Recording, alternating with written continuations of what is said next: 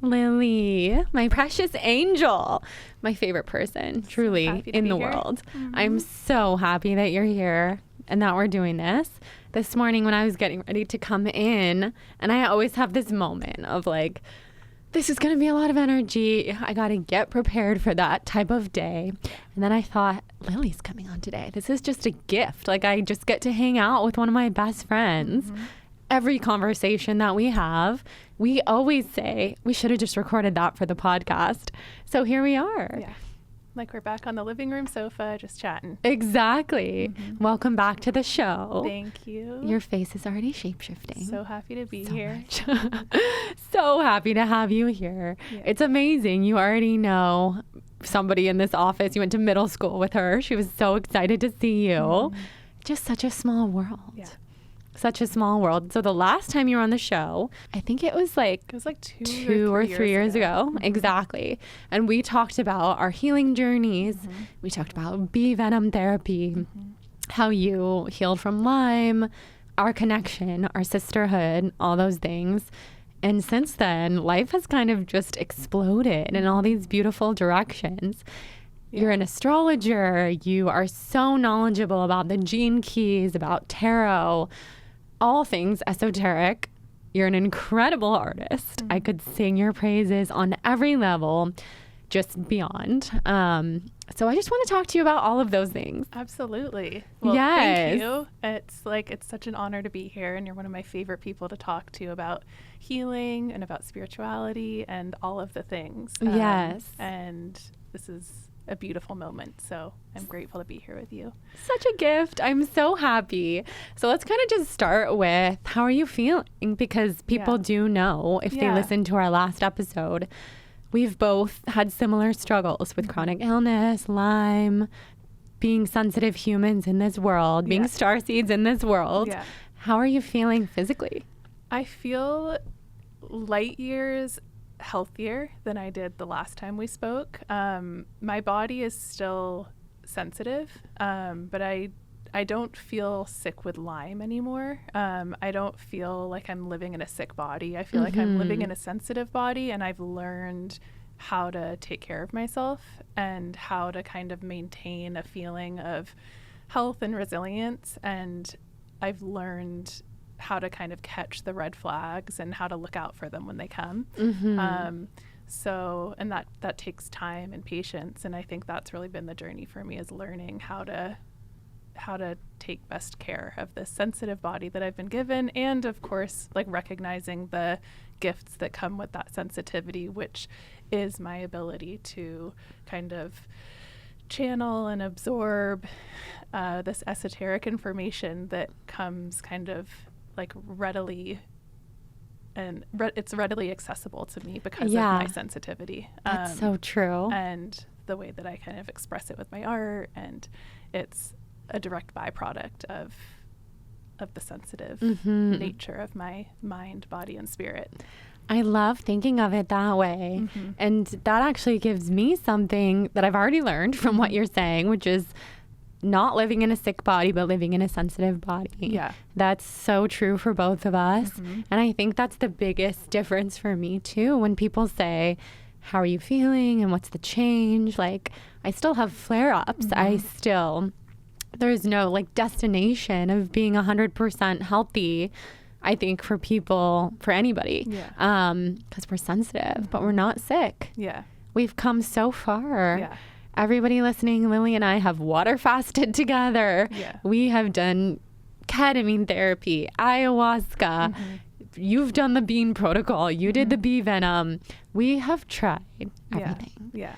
And here we are. And all those things have brought me profound healing. And I know this is true for you as well, it's not only like profound physical shifts in healing that have kind of happened through the plant medicines and the deep healing treatments, but the kind of deeper layers of emotional and spiritual and mental shifts that kind of accompany those journeys have turned me into someone who I recognize on like a much deeper soul level than I did when I looked in the mirror 5 years ago before all of this. And I think that's one of the reasons that astrology has been such a teacher and such a huge part of my personal healing path, but also my gift and my offering is I can see the journey of my health struggles and my healing, and how that path has been a process of bringing me home to myself and activating the gifts that I'm here to kind of share with the world.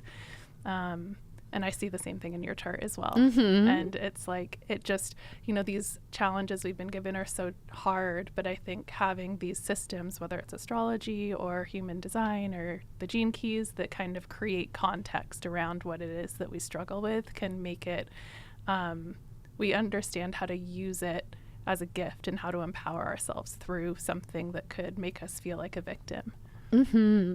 Yeah, that's so well said. And I feel so lucky to have such a talented astrology reader as such a dear friend, because it's really cool to hear you say you can see that in our charts, in your chart and in mine. Yeah. And so for everybody listening who doesn't maybe know as much about astrology, what do you see?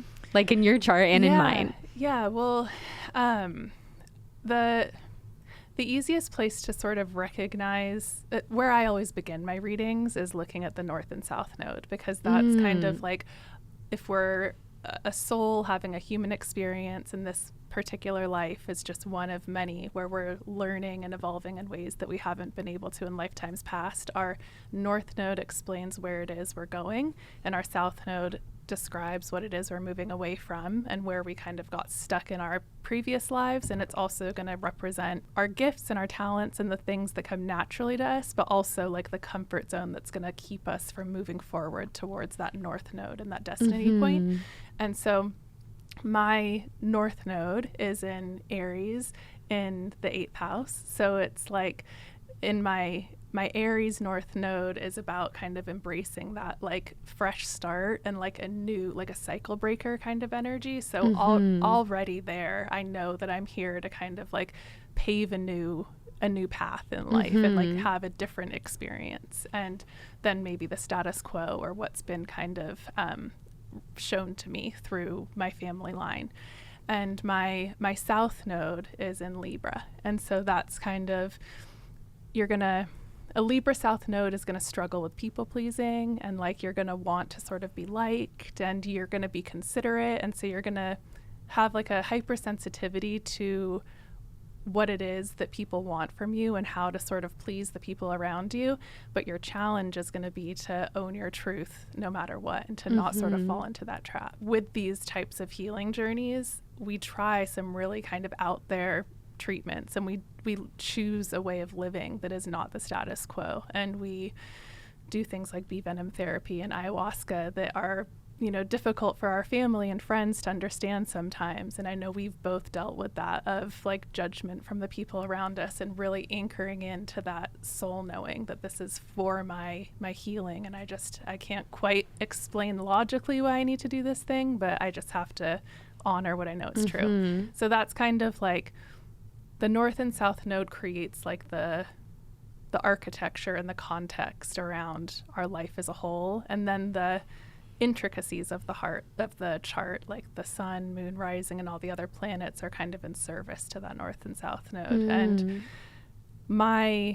our moon for everyone is kind of like our emotional response to life, and also like what we need to do to take care of ourselves. And my moon is in the 12th house, and the 12th house is a place of kind of like restriction, or feeling like you're not able to fully express like your life force and your vitality, and you're kind of like held back. And that restricted moon in the 12th house is in Virgo, so that's health. And so I can see that like health is the thing that sort of like keeps me blocked, but the 12th house is a place of where you're kind of hidden, but it's also the most spiritual house. And so it's like through connecting to my innate spirituality and understanding my place in the kind of universal web is something that I also have access to as well. I could go on, and we could spend this whole hour talking about it, but it's like the chart is like a treasure hunt. Yeah. And I think your moon is in the 6th house. It's in the 6th house in Cancer. And so for you, it's like, and your Chiron's in there. And so your spiritual injury, your wound, is in that house of health. And but the 6th house is also the house of work. And so it's like your moon is the way you take care of yourself is through like how you show up for this challenge you've been given with your health, and Cancer as well as family. And I know that you are really nourished by your family. You're really close with your family. And then Cancer is also the mother archetype and your mom. And I know Atticus is such a healer and teacher for you. And I remember when you felt so called to be a mother and you were really struggling still with your health, and I was as well. And I remember you saying, I just know that, like, you know, I know it's not logic. I know that, like, I'm still struggling. I'm not, like, on paper perfectly healed, but, like, this is just, it's my time. Yeah. And, like, you can see in your chart that, like, being a mother is, like, that's a part of your healing journey and how you take care of yourself. And yeah, that makes me want to cry. Yeah. And Atticus is a Cancer moon. So, of course. Yeah. Like, he had to come at that perfect time to be that Cancer moon, Sagittarius sun, Scorpio rising. Yeah. It's so true. Yeah. Yeah. I mean, we could spend this entire episode talking about your chart, and one day we will. We'll do like a chart breakdown episode because I think that would be super interesting too. But going back to something about your chart, the Virgo moon in the 12th house. Yeah. So for everybody listening, Lily is an Aries. You're not only an Aries North node, you're an Aries sun. Yeah. And you're not the stereotypical Aries. And of course, everybody's different. I have so many Aries in my life. Most of them are extremely fiery, assertive. I mean, the ones that I love, they do so beautifully, but there's people who can be kind of like a turnoff to me, who are very, very fiery, very Aries, very almost like egocentric in their fire. And you're so reserved in such this like graceful, poised, beautiful way that I've really only seen ever embodied by you. It's like this graceful energy of purity. It's so special. And it's just so not Aries. And so we've always talked about this, like you're such a Virgo kind of archetype. Yeah, I am. And I think that's true. Like our sun sign is what we all kind of learn about first. And like in pop culture astrology, it's sometimes what most people will only know of their chart is their sun sign. But I would say the thing that really describes us most specifically is probably our rising, and I am a Virgo rising and a Virgo moon. Yeah. So I do that Virgo Pisces energy is like are the two energies that are most prevalent in the intricacies of my chart and what I most identify with. And ironically, those two are opposite signs. Virgo being earth and kind of embodiment, and Pisces being water and spirit. And so that kind of like embodied spirituality and creating like organization around spirituality is what I feel most connected to. But the Aries is my sun, and that expresses itself in the 8th house. And so the 8th house is the house of fear, of death, not death as we think of it, but you know, the death rebirth cycle that we go through many times throughout our lives, and of healing and of ancestral healing and like the deep kind of shamanic work that you and I have both been drawn to over the years. And so that's the realm where I feel very brave and I feel courageous, and I feel the way that I've shown up for myself in my healing journey has been with the fearlessness and like a fiery kind of spirit that is very much my Aries. And so I think that's why the houses are such an important layer, is because where that sun, in my case Aries, is placed is where that energy is going to be expressed. Yeah. So like my Aries, that bold Aries spirit isn't in the 6th house for me, which is like everyday life and how I sort of show up for my day to day. And so you don't see that side of me there. But if you sit next to me in a plant medicine ceremony, you're going to see it. Yeah. Well, it's so crazy that you just said that. Well, first of all, super helpful, because everybody listening, there's not a lot of skeptics listening to this podcast, but there are so many people who are skeptical. Like, how could all Aries be the same? How could all Virgos be the same? They're so not. And you got to get into that full wheel and the houses and all of that. But also, it's so crazy because we have this telepathic connection. And before you said the thing about the plant medicine, I was getting this like massive vision about sitting next to you in a plant medicine ceremony, which we haven't had the chance to do together, but like seeing it in our future and also like really, really wanting to do it with you and feeling this comfort between time not existing. Yeah. It's just wild that you just brought that up. Yeah. Every time we talk and I look into your eyes, and you're the only person I experience this with where I feel like I'm looking at myself in your eyes. Yes. We have like the same color eyes, I think, but it's like, and hair and our fair skin because we're Pleiadian. Because a lot of things. Wow. So cool. So if people wanted to like figure out, for example, the house that their sun sign is in, you would recommend that be like a starting point. For sure. Yeah. On my website, there's a free tool that a birth chart tool, and it'll not only give you your chart, but it'll give you like a written breakdown of where your planets are in the zodiac, the sign, and also the houses. And then you can use my deck to sort of like break apart what that means to have your sun in Aries in the 8th house, or you can go on like a Google rampage about it, or you can book a reading with me. Yeah. You're doing a lot of readings now. Yeah, I'm doing a lot of readings. Tell us what those look like. Yeah. I have such a passion for helping people create context and clarity around the things that they find most challenging and blocked by in life because of my direct experience with feeling those ways around my health, most likely, and the sense of empowerment and kind of productivity that astrology kind of gave me when I started to look at my own healing journey through that lens. So I work really hard at kind of creating that same sense of clarity for my clients.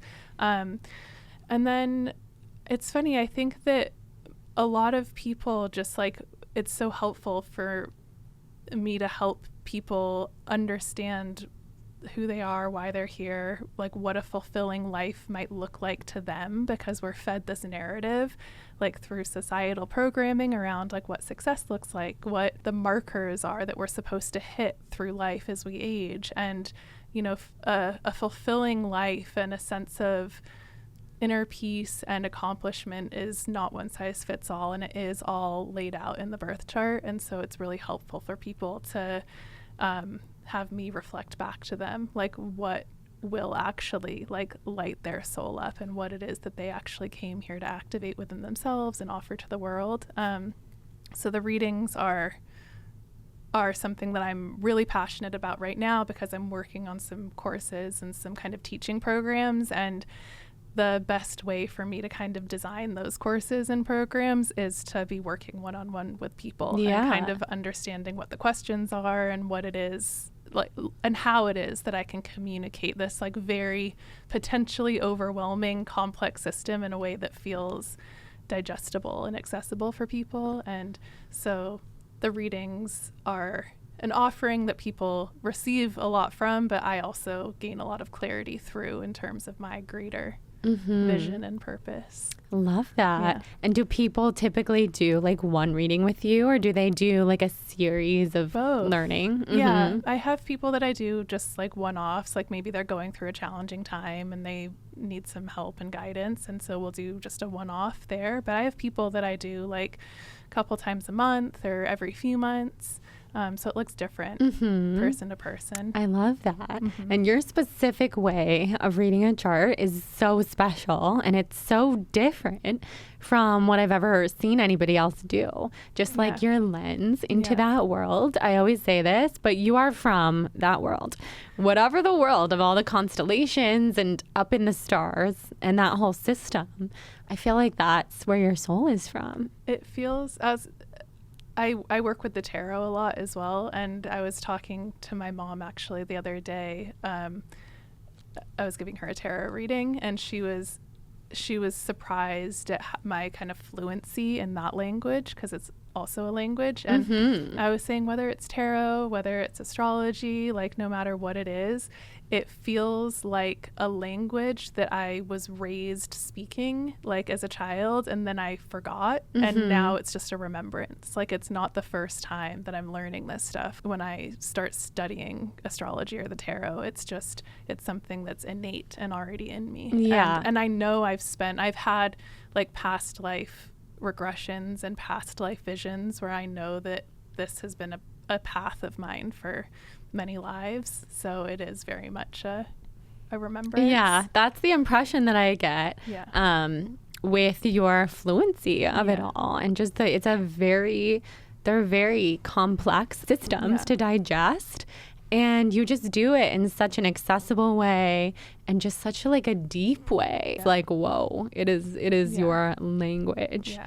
And I really want to do a tarot reading with you. Yeah. I think that would be so fun. Let's do that for sure. So how did you get into the tarot? And I know we were talking about the ways that it connects to astrology and then connects to like everything else, right? Like tell us. I'm so fascinated by all this. I mean, no one really knows like how or when or who the tarot originated. It's like a bit of a mystery. But the system itself is very much connected to astrology. So it came after astrology, and for people who aren't familiar, the tarot is a collection of 78 cards. They're divination cards, and the first 22 is a group called the Major Arcana, which is basically the first card of the Major Arcana is the Fool, and then the last is the World, and the journey from the Fool to the World is the hero's journey. So anyone who's familiar with that, it's kind of like this archetypal process of venturing off into the unknown, of leaving home, going on a journey and growing and evolving and actually returning home to yourself, like back to the place that you started but changed. So that story is it inspires like so many of the great works of art, like Lord of the Rings, like the story of Frodo, or The Wizard of Oz, the story of Dorothy. And so the tarot, with these 22 Major Arcana cards, describe the different stages of that journey. And then the remaining 56 cards of the Minor Arcana describe like kind of the subtler like nuances of what could go into that journey. So the majors are like the big life themes, and then the minors are like the little details of those themes.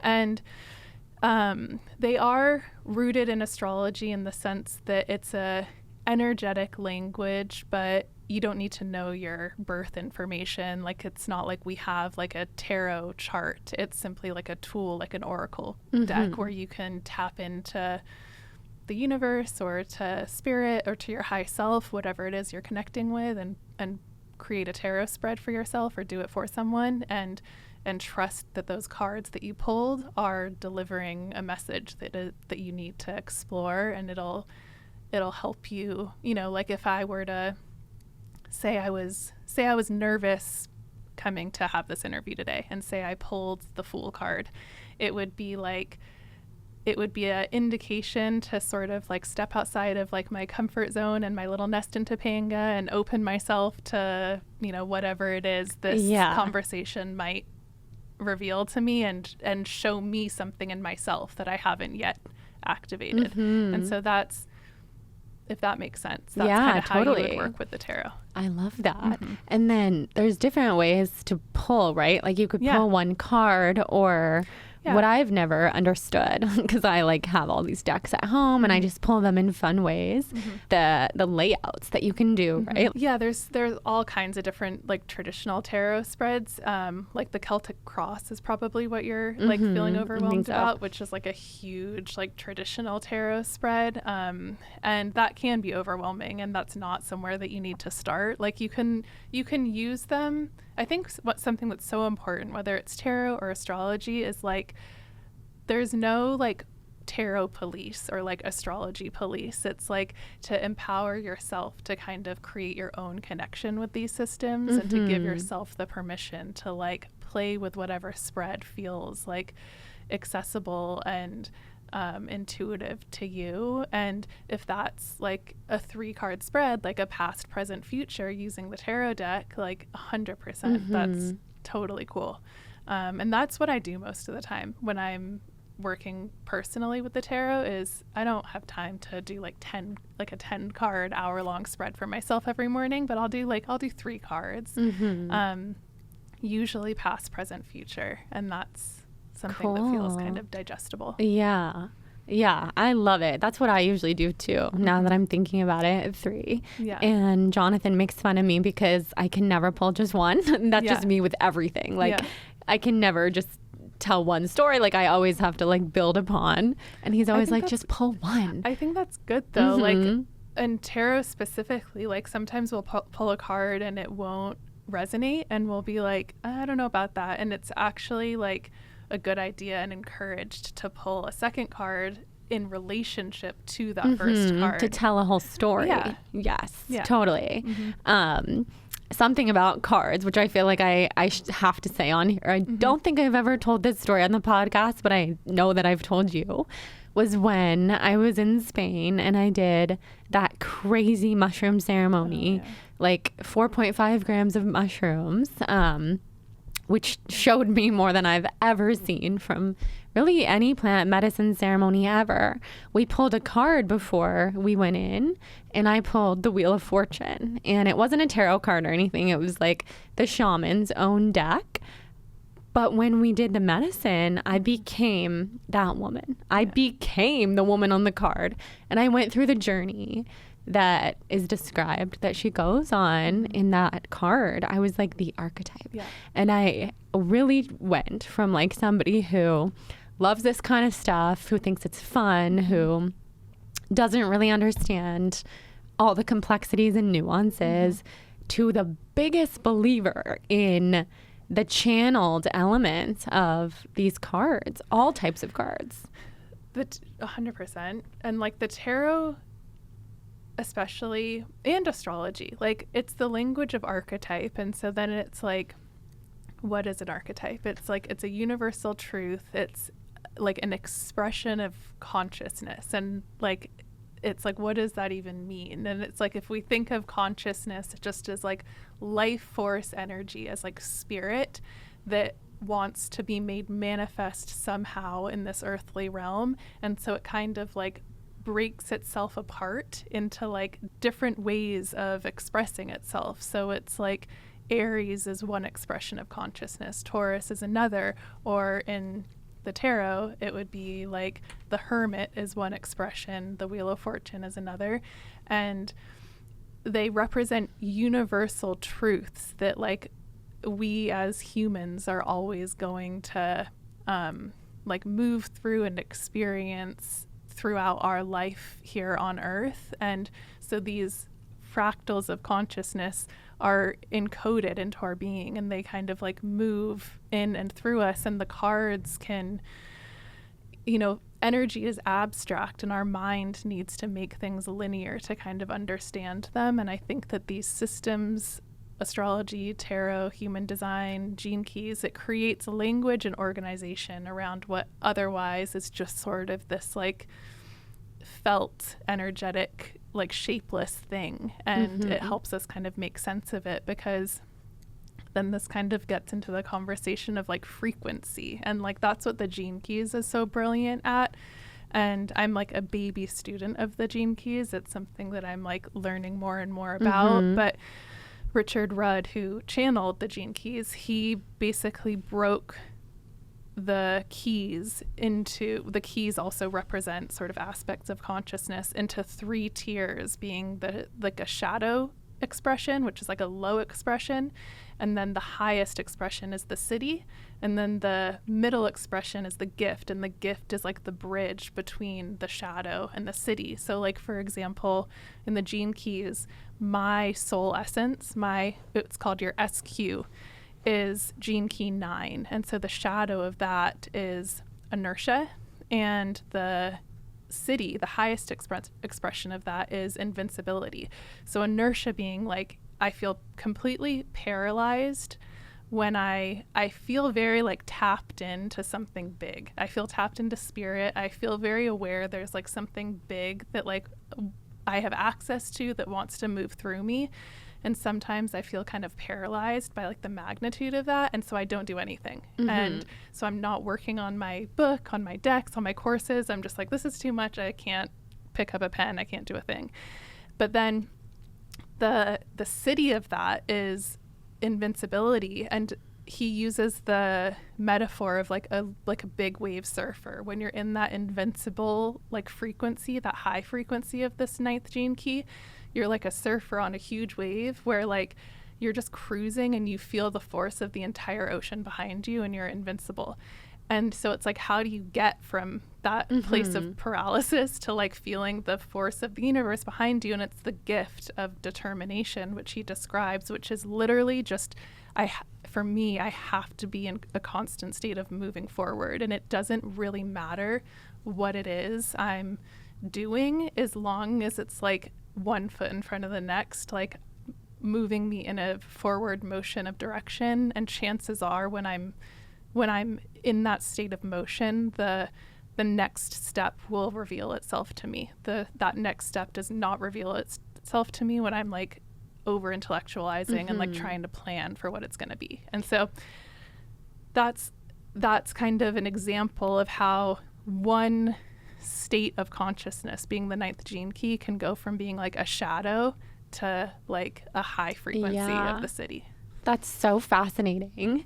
And you know so much more than you give yourself credit for. I mean, I know there are people who know this language of the gene keys inside and out, but you really know so much. You're such a well of wisdom. Do you remember what my main gene key is? I don't. I know it's in the 50s because I don't know if that gives any help. It was like a 52 or a 57. I could look it up. Let's look just for fun. Let's pull it up. Right. And then I had a question about like, I had a question about the way that it was channeled, but I'll ask you that next. No, I'm listening. Okay.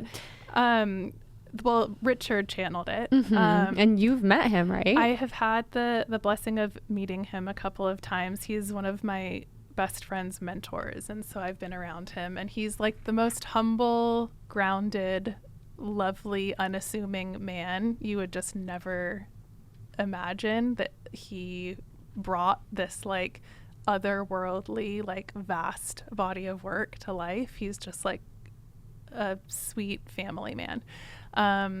Brilliant, genius, like everything you want a spiritual guide and teacher to be. Just smart, humble, all of the things. And I think, I don't remember how long it took him, but he basically had I think this was 20 years ago maybe, and he had a period of time, I want to say it was like a week or something, where like he says the best way he can describe it is he was like experienced what awakening feels like, and he had like access to this technology that he doesn't take responsibility for in any ways. It's like it was already in existence and it just made itself available to him for it to be known and for him to kind of transcribe it and bring it into this dimension. And so I don't know how long it took him to actually write the book, but the technology came through in like a very kind of condensed, like dramatic period of time, where he says like if anyone had been watching him, it would have looked like he had completely lost his mind. Which is my biggest fear, because I do feel like those of us who are tapped into that kind of stuff, like it could be really easily misconstrued. It's a fine line. It's a very, very fine line. I'm reading a book right now about this family who really did lose their minds. Like 6 out of the 12 kids in the family have schizophrenia. And it's just like such an interesting book. This is such a different topic. But I'm seeing like as they started to go into those states of consciousness, like that's a very fine line between like absolutely channeling from other realms. And then like they did become very sick. So that's like a totally different thing. But it's so wild. And it's so cool that he trusted. Like that's what you have to do. You just trust. Well, I would say like and again, I've only met Richard a couple of times, but like what is most striking when you do meet him is he feels like extremely present and like 2 feet on the ground, grounded, but like very pure and like high integrity. And so I can imagine that his particular constitution and makeup, I feel like can handle opening up to like the realms that he has access to because he's so not crazy. Like totally. Yeah. And I think that's it. That's a message for all of us. Yeah. Like you and I, well, you never think you're going crazy. I do, I know about myself. So it's just a message. Like I know how grounded I am. It's such a gift to be able to open up to those other realms. Well, I think your sun and Mercury and Venus, I think, are all in the 8th house. And so like that's a challenging house. Like I said, that's like the house of fear and of like things that societally we don't want to look at, that we'd rather kind of like keep hidden, and like mental illness and like, you know, people that aren't well. And so like the fact that you're even just in your free time interested to read about this, but like that, it's like, of course I'm obsessed with that topic. I always have been. It makes perfect sense. And I think, you know, and the fact, like we were talking about, your moon is in probably the most grounded house, the 6th house, which is like very practical. And so it's like, in some ways, even though I know the health stuff is such a challenge, or has been such a challenge for you, like it is kind of grounding because it keeps you like forced to like take care of your physical vessel in like a very practical way. Yeah, that's what I feel like our whole journeys with chronic illness have been. Yeah. It's this opportunity to take care of our bodies, to have to, which inevitably then makes us remember that we're human and we have these bodies. Totally. Wait, so did you see what my gene keys was? I didn't want to lose I know. the train of it's conversation. So fun. Okay, let's see here. Yeah, see, you guys, being friends with someone like Lily, I can just ask her, like, what is my gene key again? I don't remember. And so if people listening want to look at their gene keys chart, they can just go to what I'm doing right now, which is genekeys.com, and they have a free software where you can just type in your birth date and time and generate your chart. So your birth city, Sacramento. October 11th, 1990 at 3:14 p.m. Your life's work, like what you're here to kind of work towards and build, is gene key 57. And so it's all about learning to trust your intuition. And so the shadow of that is unease. So that's a feeling of being like not settled, you know, unease, like agitated and sort of out of alignment. And the city, so like the highest expression of that is going to be clarity. So that's like, you know, we all know what that means. You feel clear, you feel like everything feels like as it should be. And the kind of bridge to get from that shadow state of unease to clarity is intuition. And so that's like, that intuition is your vehicle to kind of like raising from like a low frequency into a high frequency. And this actually came through to me in an ayahuasca ceremony, is like I had an experience of like being me, like nothing about me had changed, but I got to experience my essence and my energy in like different levels of frequency. Ooh. And I was not feeling well. I was like in a flare up with Lyme going into this ceremony, and I was questioning whether, you know, again, it's a fine line, whether these kind of radical treatments and healing modalities are too much sometimes. And so I wasn't sure if I was going to sit in this ceremony. And so I was kind of, my prayer going in was for the medicine to be gentle and to kind of like recognize that I was in a sensitive state. And the first kind of, her first lesson and sort of introduction to me was I felt like I was in an elevator, like going like all the way up. And as I was going higher and higher in this elevator, my physical symptoms were melting away. And she was showing me that like there's a state of being, like a high vibration, where these chronic ailments that you and I like kind of dance with are not present. So just as I was sharing with you what your life work is, I think that as you kind of journey from that shadow of unease into clarity and trust your intuition, like that like will raise your frequency, which is very healing on the somatic body level too. I love that. No, that makes so much sense. I mean, the unease, the anxiety, the like, what is my life and what am I supposed to be doing? Like, I'm so indecisive, and that's so Libra. Versus the clarity of just trusting my intuition and also knowing like I'm sane, I'm good, I'm grounded, life is good. Wow, so cool. So much to dive into. It's fascinating. I think everybody listening should look it up. I know now, like I've for all these years have been like asking my guests, what's your human design? What's your this? Now we're going to be getting into the gene keys and we can all learn together. So something else I wanted to ask you, you're working on another deck and those of you listening, if you have not seen Lily's Heavenly Bodies deck, you got to get your hands on it. It is literally, if you wonder, what is our soul's home look like everybody's soul's home looks quite different, but I know that mine looks like Lily's because she captured it. It's so beautiful. Thank you. It's all these beautiful pastel colors. There's so many symbols. It's just like magical, truly. And that's one reason how I know that we're from the same place, which we already knew.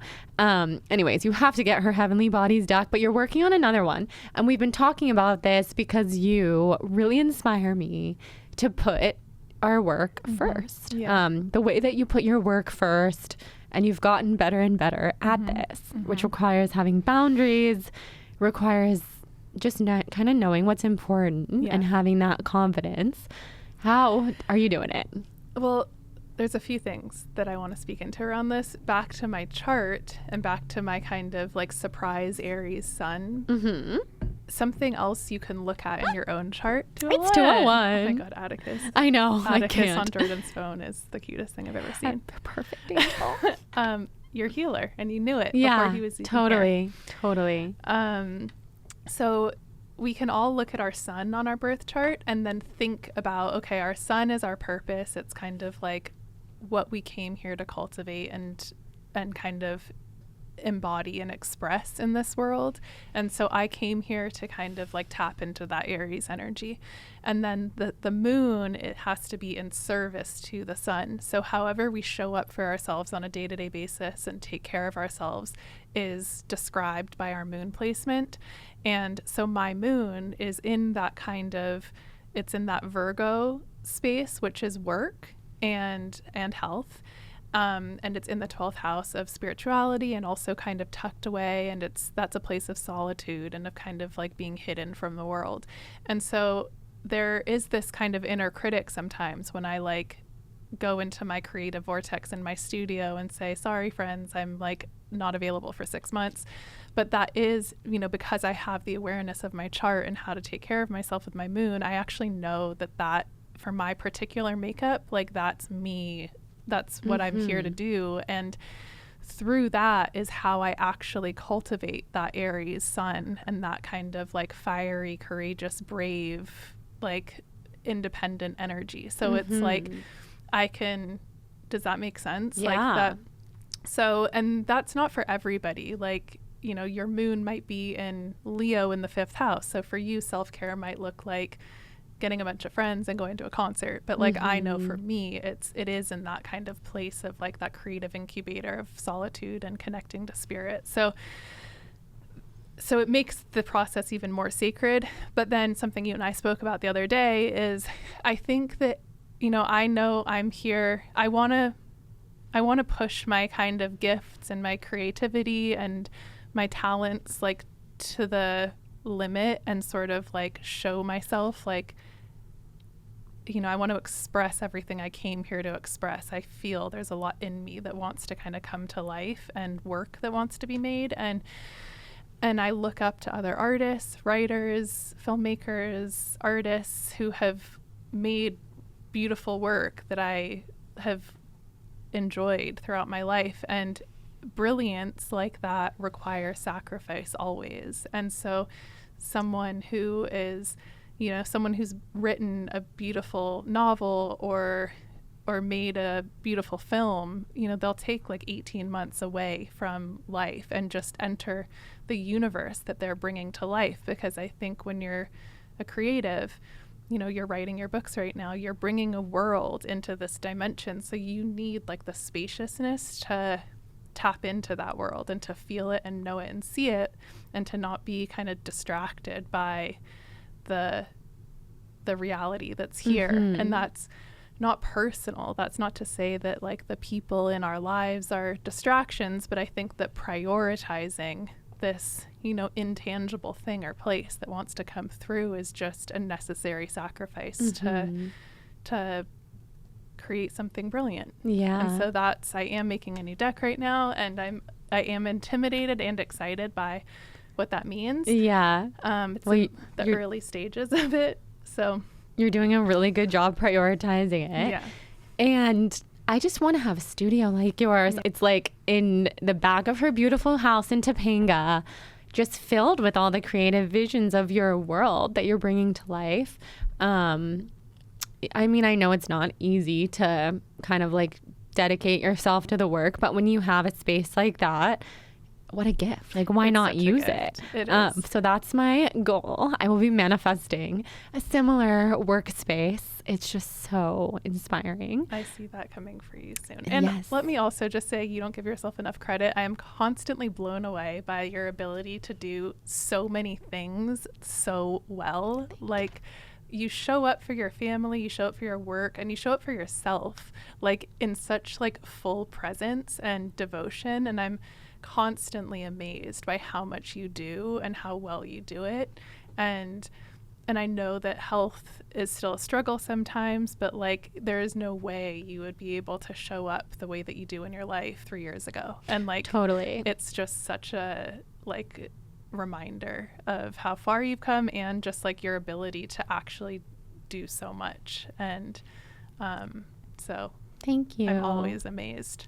That means everything mm-hmm. coming from you, because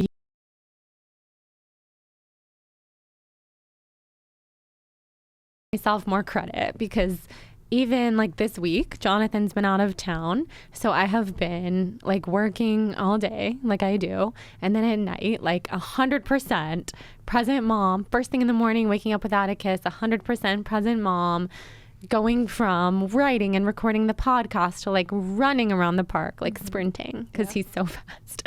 And then, putting him to bed, and brushing a toddler's teeth is like wrestling a crocodile. And it's just all those things. And like, maybe this doesn't sound like a lot to certain people, but I used to not be able to get out of bed. Yeah. We both have had that experience. Mm-hmm. I couldn't even, I would parch myself from water because I couldn't go get more water, like from my kitchen. Yeah. So yes, I've come so far. You've come so far. Yeah. And I feel like something that really, really helped you come so far was ketamine therapy. Yes. Tell us just briefly about that, because I have my eye on the time. No, we could talk forever, but yeah. Go for like another hour. Yeah. Ketamine therapy, I had my first experience. You inspired me to begin a journey with ketamine. I did the initial 6 sessions of intramuscular with medical guidance. And I was very nervous. I have like a deep curiosity to explore psychedelic spaces, but all of that Virgo energy in me can really make it a challenge to like trust and let go. And I wanted to do the intramuscular because it's like a rocket ship, and it kind of like takes you like really far really fast, and on a physiological level it had the most healing potential, like in terms of the research. But I was very nervous to like lose control to that extent so quickly. But yeah, aside from just like as soon as I actually did sort of blast off into those realms, I am every time reminded by how at home I feel in those spaces and how safe and free my spirit feels to kind of like float. And I think just simply the reminder of that it's safe to let go mentally for some people, myself being one of them, that in of itself is like a very powerful meditation. With ketamine intramuscular specifically, it's like, I think it's like an hour or so that you're out there, and so you're essentially meditating on freedom and trust, and your cells respond to like that message from your mind. And I think that in of itself was huge for me. But then I did experience, like, after the psychedelic effects kind of wore off, I felt like major antidepressive benefits from it. And just again, like, because of the mind-body connection, I presume, I felt like huge shifts physiologically and some chronic symptoms that I had been dealing with for years. And I think kind of like what I was saying with whether it's the gene keys, like frequency bands, or the kind of message that came through in the ayahuasca ceremony in terms of that there are vibrations, if you want to call them that are available to us, where some of these chronic ailments that we deal with are not a vibrational match, and they simply melt away. Exactly. And that's what happened to me with ketamine, and it did stick. Like, and it changed you. Yeah. Like I've told you many times, it was a before and after for you of ketamine, which was so cool to see. And our other friends, Lacey, brought that to my attention too. And I'm like, I see it. It's massive. Yeah. And I'm just so happy that it was your medicine in that way. Yeah.